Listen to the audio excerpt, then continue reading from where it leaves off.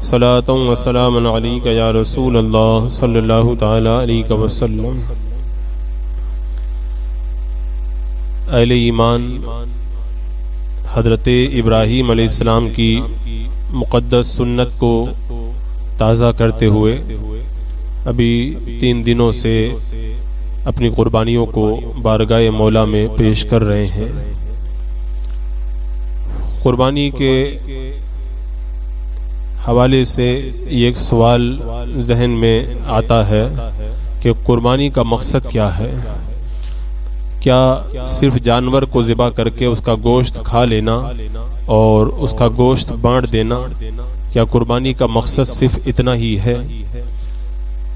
اگر قربانی کے فلسفے میں غور کیا جائے کہ قربانی کا مقصد کیا ہے تو بندہ اس حقیقت تک پہنچ جائے گا کہ صرف جانور کو ذبح کر کے اس کا گوشت خود کھا لینا اور دوسروں کو بانٹ کر کے کھلا دینا، صرف اتنا ہی قربانی کا مقصد نہیں ہے۔ یہ صحیح ہے کہ قربانی کے ذریعے حضرت ابراہیم علیہ السلام کی سنت کو تازہ کیا جاتا ہے، لیکن قربانی اپنے اندر ایک بہت بڑا مقصد رکھتی ہے۔ قربانی کا اپنا ایک فلسفہ ہے اور قربانی کرنے کے پیچھے ایک بندہ مومن کی بہت بڑی نشو نما موجود ہے۔ بندہ اگر اس کے اندر غور کرے تو قربانی کے ذریعے اپنے زندگی کے اندر بڑی تبدیلیاں لا سکتا ہے۔ اللہ تبارک و تعالیٰ نے حضرت ابراہیم علیہ السلام سے فرمایا اذ قال لہ ربہ اسلم، جب ان کے رب نے ان سے کہا کہ گردن رکھ دو، سر جھکا دو، گردن رکھ دو میری بارگاہ میں، تو انہوں نے کیا کہا؟ قال اسلمت لرب العالمین، عرض کی میں نے سارے عالموں کے رب کے حضور اپنی گردن کو رکھ دیا۔ حضرت ابراہیم علیہ السلام کا یہی وہ جذبہ ہے کہ اللہ نے فرما دیا تو بات وہاں پہ ختم ہو گئی، اور اس کے بعد میں اس کے اندر ذرہ برابر بھی نقطے کی کوئی جگہ باقی نہیں رہ جاتی، چوں چرا کا کوئی موقع باقی نہیں رہ جاتا۔ یہ حضرت ابراہیم علیہ السلام کی پوری زندگی میں اور خاص طور سے قربانی کے اندر بہت بڑا یہ ایک جذبہ رضا اور جذبہ تسلیم ہے جو کھل کر کے ہمارے سامنے آتا ہے۔ قربانی کا جو فلسفہ اس میں آپ غور کریں گے تو اس میں بھی آپ کو یہی پتا چلے گا کہ قربانی کا مقصد یہی ہے کہ بندے کو اس بات کے لیے آمادہ کیا جائے، بندے کو ذہنی طور پر اس بات کے لیے تیار کیا جائے کہ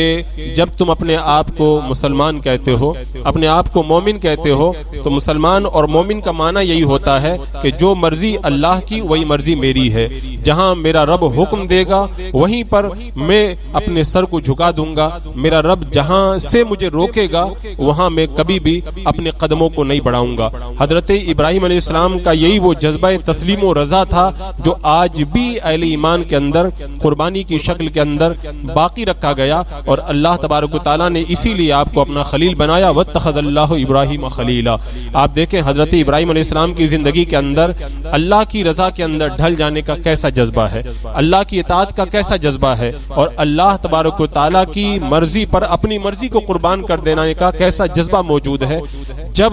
نارے نمرود کے اندر آپ کو ڈالا جانے لگا تو اس وقت بھی آپ نے سر تسلیم خم کر دیا، جو مرضی میرے مولا کی وہی مرضی میری ہے۔ جب آپ کو اپنا وطن چھوڑنا پڑا اور اپنے وطن عزیز کو صرف توحید کو پھیلانے کے لیے چھوڑنا پڑا تو اس وقت بھی آپ نے وطن کو نہیں دیکھا بلکہ یہ دیکھا کہ جو مرضی میرے مولا کی وہی مرضی میری ہے۔ اور پھر اس کے بعد میں جب اللہ تبارک و تعالیٰ نے بڑھاپے کے اندر ایسی ایک عظیم اولاد حضرت اسماعیل کی شکل میں آپ کو عطا فرمائی، اور جب حکم ہوا کہ ایسی جگہ میں ان کو چھوڑ کر کے آؤ جہاں پر کوئی انسان نہیں ہے، دور دور تک پانی اور کسی پھل کا نام و نشان بھی نہیں ہے، وہاں پر بھی حضرت ابراہیم علیہ السلام نے جو مرضی میرے مولا کی وہی مرضی میری ہے اور انہیں چھوڑ کر کے چلے آئے۔ آپ تاریخ پڑھ کے دیکھیں اس وقت کا وہ واقعہ جو میں نے اس وقت بھی آپ کے سامنے رکھا تھا کہ حضرت ابراہیم علیہ السلام جب حضرت اسماعیل اور حضرت ہاجرہ کو چھوڑ کر کے اس جگہ پر چھوڑ کر کے لوٹ رہے تھے جہاں پہ آج خانہ کعبہ آباد ہے، زمزم کا جہاں پہ آج کنواں ہے،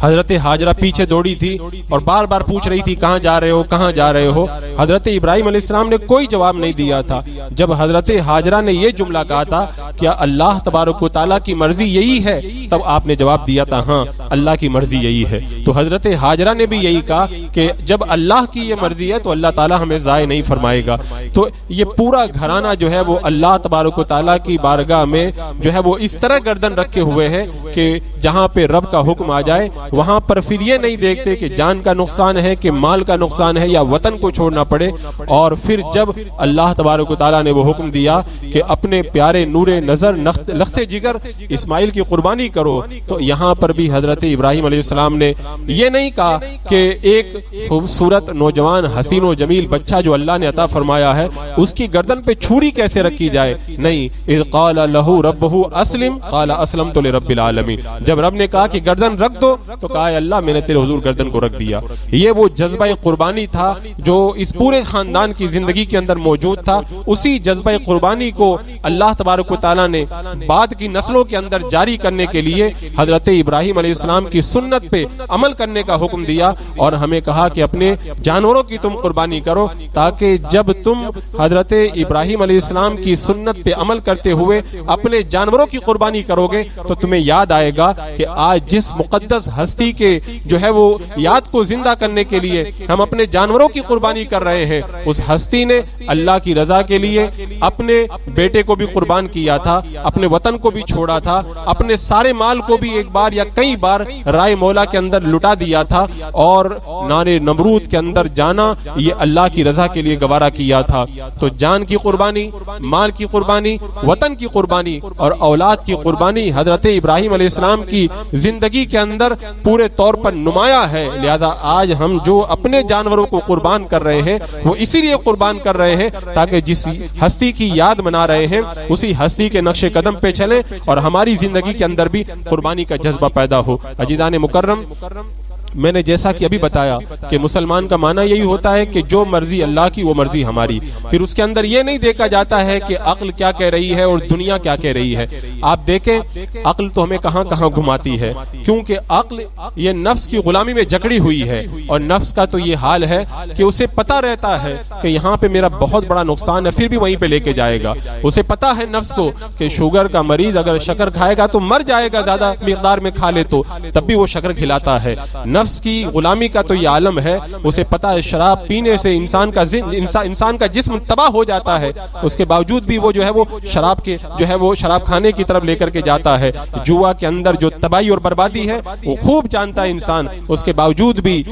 عقل جو ہے وہ نفس کے پیچھے پیچھے جوا کھانے کی طرف چلتی ہوئی نظر آتی ہے۔ لیکن مسلمان کا معنی یہ ہے کہ جو مرضی میرے مولا کی وہ مرضی میری ہے، میں نفس اور عقل کے پیچھے نہیں چلوں گا۔ لہذا جب اللہ تبارک و تعالیٰ نے حکم دیا کہ نماز پڑھو تو پھر نماز پڑھنا یہ عبادت ہے، اور جب مکروہ وقت آ گیا اور رب نے فرما دیا کہ ایسے وقت میں نماز پڑھنا یہ جائز نہیں ہے، تو اب نماز پڑھنا جو ہے وہ عبادت نہیں بلکہ گناہ بن گیا ہے۔ اسی طریقے سے اگر وقت پر نماز پڑھی جائے تو اس کا ثواب ہے، اور اگر وقت پر نماز نہ پڑھی جائے، نماز کو قضا کر دیا جائے تو بندہ گنہگار ہوتا ہے۔ لیکن جب رب کا حکم آ گیا اور شریعت نے حکم دے دیا کہ جب تم عرفات کے میدان میں جاؤ مغرب کا وقت ہو جائے تو مغرب کی نماز مغرب کے وقت میں نہ پڑھنا، بلکہ مغرب کا وقت جب ختم ہو جائے تو جا کر کے تم مزدلفہ کے میدان میں مغرب کی نماز ادا کرنا۔ تو اب نماز کو وقت پہ پڑھنا یہ گناہ ہو گیا، اب نماز کو وقت نکلنے کے بعد میں ادا کرنا اس کے اندر جو ہے وہ ثواب رکھ دیا گیا۔ اسی طرح آپ دیکھیں پورے اسلام کی تعلیمات پہ آپ غور کریں، ہر جگہ اللہ کی مرضی کو جو ہے وہ بلند رکھا گیا ہے، ورنہ انسان کی عقل تو انسان کو کہاں کہاں ٹھوکریں کھلاتی ہے، اور نفس کی غلامی کا تو یہ عالم ہے۔ آپ دیکھیں کہ دنیا کی طرف نفس کا جو بہاؤ ہے وہ ایسے ہی ہے جیسے پانی اوپر سے نیچے گرتا ہے، کچھ کرنے کی ضرورت نہیں پڑتی۔ لیکن جب نفس کو شریعت پہ چلایا جاتا ہے تب پھر اسے کھینچ کر کے لے کے جانا پڑتا ہے، جیسے پانی کو اوپر سے نیچے کی طرف، نیچے سے جو ہے وہ اوپر کی طرف چڑھایا جاتا ہے۔ اسے سمجھانا پڑتا ہے یہ کرو گے تو جنت میں جاؤ گے، یہ کرو گے تو جہنم میں جاؤ گے۔ تو عزیزان مکرم، حضرت ابراہیم علیہ السلام کی جو سنت کو آج زندہ رکھا گیا ہے، اسی بندہ مومن کے ایمان کو زندہ اور تابندہ رکھنے کے لیے زندہ رکھا گیا ہے کہ بندہ یہ سمجھے کہ مجھے اپنی عقل اور اپنے نفس کے پیچھے نہیں چلنا ہے بلکہ اپنے رب کی رضا کے مطابق اپنی زندگی کو گزارنا ہے. اور اس بات کو یاد رکھیں کہ جو مرضی مولا میں ڈھل جاتا ہے اور اللہ کی رضا کے لیے قربانی پیش کرتا ہے, اللہ تبارک و تعالیٰ پھر اس کو ضائع نہیں فرماتا, اس کو ہمیشہ کے لیے زندگی عطا فرما دیتا ہے. ایک بار حضرت ابراہیم علیہ السلام نے اپنے بیٹے کے گردن پہ چھری رکھی تھی, آج صدیاں گزر گئی, ہر سال کروڑوں کی تعداد کے اندر ان کی یاد کو منانے کے لیے جانوروں کو جو ہے وہ ذبح کیا جاتا ہے. حضرت امام حسین رضی اللہ تعالیٰ عنہ نے کربلا کے میدان میں صرف ایک دن کی قربانی پیش کی تھی, لیکن آج اس کی یاد منانے کے لیے آپ دیکھیں سال بھر بھی یاد منائی جاتی ہے, اور ہر سال جب وہ دن آتا ہے تو کروڑوں کی تعداد کے اندر ان کی بارگاہ میں عقیدتوں کے پھول اہل ایمان پیش کرتے ہوئے نظر آتے ہیں. تو مرضی مولا کے اندر جو بندہ ڈھلتا ہے اور اللہ کی رضا کے لیے قربانی دیتا ہے وہی اللہ کی بارگاہ میں سرخرو ہوتا ہے. ورنہ مقصد یہ کوئی نہیں ہے کہ جانور کی گردن پہ چھری چلا کے اس کا گوشت کھا لیا جائے اور بانٹ دیا جائے, مقصد یہ نہیں ہے. مقصد اصل میں بندے کے دل کے اندر قربانی کا جذبہ پیدا کرنا ہے. اسی لیے تو اللہ تعالیٰ نے فرمایا انما یتقبل اللہ من المتقین, اللہ تبارک و تعالیٰ قربانی پرہیزگاروں ہی کی پسند فرماتا ہے, اور پرہیزگاری کا تعلق دل سے ہے. بندہ اپنے دل کے اندر اپنے رب کو راضی رکھنے کا کتنا جذبہ رکھتا ہے, جب وہ جذبہ اس کے دل کے اندر زیادہ مقدار میں ہوگا اسی اعتبار سے اللہ کی بارگاہ کے اندر اس بندے کا مقام و رتبہ ہوا کرے گا. ورنہ ایک شخص کی قربانی دینے سے اتنی بڑی یادگار نہیں بن جاتی ہے. اصل میں حضرت ابراہیم علیہ السلام اور حضرت اسماعیل علیہ السلام کے دل کے اندر جو جذبہ تھا وہ جذبہ اتنا عظیم تھا, شیطان حضرت ہاجرہ کو بھی بہکا رہا ہے کہ وہ دیکھو قربان کرنے لے جا رہے ہیں. کہا کیوں؟ کہ اللہ نے حکم دیا ہے. تو عورت ہونے کے باوجود ان کے دل کے اندر عام طور پہ عورتوں کو اپنے اکلوتے بیٹے سے بڑا پیار ہوتا ہے, لیکن اتنے پیار کے باوجود بھی انہوں نے یہی کہا کہ جب رب کی مرضی ہے تو پھر میں اللہ کی رضا کے اوپر راضی ہوں. حضرت اسماعیل کو اس نے بہکایا شیطان نے, انہوں نے بھی یہی کہا جب رب کا حکم یہی ہے میں اس حکم پہ راضی ہوں. اور حضرت ابراہیم علیہ السلام نے تو اللہ اکبر عشق کا ایسا اعلیٰ نمونہ پیش کیا کہ جو بہکانے آیا اس کو سمجھا کر کے نہیں بھیجا کہ مجھے بہکاؤ مت, میرے راستے سے ہٹ جاؤ, میں تمہارے بہکاوے میں نہیں آؤں گا. نہیں, حضرت ابراہیم علیہ السلام کے دل کے اندر اللہ کی رضا کے سامنے گردن جھکانے کا جذبہ اتنا عظیم تھا کہ جو بہکانے آیا اس پر پتھروں کی بارش کر دی اور پتھر مار کر کے اسے اپنے پاس سے بھگا دیا. پھر بھی نہیں مانا, پھر آیا تو پھر پتھر مارے, پھر نہیں مانا, پھر آیا تو پھر پتھر مارے. حضرت ابراہیم علیہ السلام نے اس قربانی کے اندر ہمیں یہ بڑا درس دیا, اگر دین کی راہ کے اندر کوئی روڑا ڈالنے کے لیے آئے, اللہ کی رضا سے تمہیں کوئی ہٹانے کے لیے آئے, اور اگر کوئی اللہ کی اطاعت اور فرما برداری کے راستے کے اندر تمہیں کوئی بہکانے کے لیے آئے تو بھائی بھائی کہہ کے اس کے دور مت کرنا, بلکہ اس کا طریقہ یہ ہے ایسے شخص کو مار مار کر کے اپنے پاس سے دور کیا جائے. جب تک یہ جذبہ دل کے اندر پیدا نہیں ہوگا اس وقت تک بندہ صحیح معنوں کے اندر مسلمان ہو ہی نہیں سکتا ہے. حضرت ابراہیم علیہ السلام کا پتھر و کنکر مارنا, اس کے اندر جذبہ رضا اور تسلیم کا کتنا بڑا درس موجود ہے. بندہ اگر اس کے اندر جھانک کر کے دیکھے تو ایمان کی روح جو ہے وہ جھوم اٹھتی ہے. اللہ تبارک و تعالیٰ نے کیسا خلیل بنایا تھا حضرت ابراہیم علیہ السلام کو. ایک بیٹے کی قربانی کے وقت میں تو اگر کوئی سمجھاتا ہے تو عام طور پہ ہم یہی سمجھتے ہیں کہ اولاد کے ساتھ بڑی محبت ہوتی ہے, اس لیے جو ہے مجھے وہ اپنے اعتبار سے اچھے طور پہ نصیحت کر رہا ہے. لیکن حضرت ابراہیم علیہ السلام نے کوئی توجہ نہیں دی. کہا جب رب کا حکم آ گیا تو اب مرضی کہاں رہ گئی, جب رب کا حکم آ گیا تو عقل کا کوئی کام ہی باقی نہیں رہ گیا, اور جب اللہ کا حکم آ گیا تو اب کسی سمجھانے والے کے سمجھانے کی کوئی ضرورت نہیں رہ گئی. جب پیدا کرنے والا پروردگار ہے تو جب پیدا بھی اسی نے کیا ہے تو پھر قربانی بھی اسی کے نام سے ہوگی جو پروردگار پیدا کرنے والا ہے. یہ حضرت ابراہیم علیہ السلام کی قربانی کے اندر وہ چھپا ہوا جذبہ اطاعت ہے جو صبح قیامت تک کے لیے اس امت کے اندر قربانی کی شکل کے اندر اللہ تبارک و تعالیٰ نے باقی رکھا. اسی لیے میرے آقا نے جب قربانی کے بارے میں پوچھا گیا تو کہا یہ تمہارے باپ ابراہیم کی سنت ہے. تو یہ سنت کیسے تازہ ہوگی کہ بندہ قربانی کے فلسفے کو سمجھے کہ میں نے 10,000 20,000 اور 50,000 کا بکرا کیوں قربان کیا, کیونکہ اللہ نے قربانی کرنے کا حکم دیا ہے. جو بندہ اللہ کی رضا کے لیے 50,000 کا 25,000 کا بکرا قربان کر سکتا ہے, کیا وہی پروردگار عالم اگر یہ کہے کہ مسجد میں آ کر کے نماز پڑھو تو نماز پڑھنے کے لیے تیار نہیں ہوگا؟ اگر واقعی وہ ایسا کرتا ہے تو اس کا مطلب اس نے جو قربانی کی ہے اس کے دل کے اندر رب کا تقوی نہیں ہے, اس نے صرف جو ہے وہ قربانی برائے قربانی ہی کی ہے، صحیح معنوں کے اندر وہ قربانی کے فلسفے کو سمجھ ہی نہیں پایا ہے۔ جو بندہ اپنی محنت کی گاڑی کمائی سے اتنے پیسے خرچ کر کے جانور کو قربان کر سکتا ہے، کیا اللہ کی منع کی ہوئی چیزوں سے وہ بچ نہیں سکتا؟ کیا اللہ کے حکم دیے ہوئے احکامات کے اوپر وہ چل نہیں سکتا؟ اگر چلتا ہے اللہ کے احکامات پر تو یہی ہے صحیح معنوں کے اندر مومن کی پہچان، اور یہی ہے قربانی کا فلسفہ اور مقصد۔ لیکن آج ہم دیکھ رہے ہیں لاکھوں کی تعداد میں روپیہ خرچ کر کے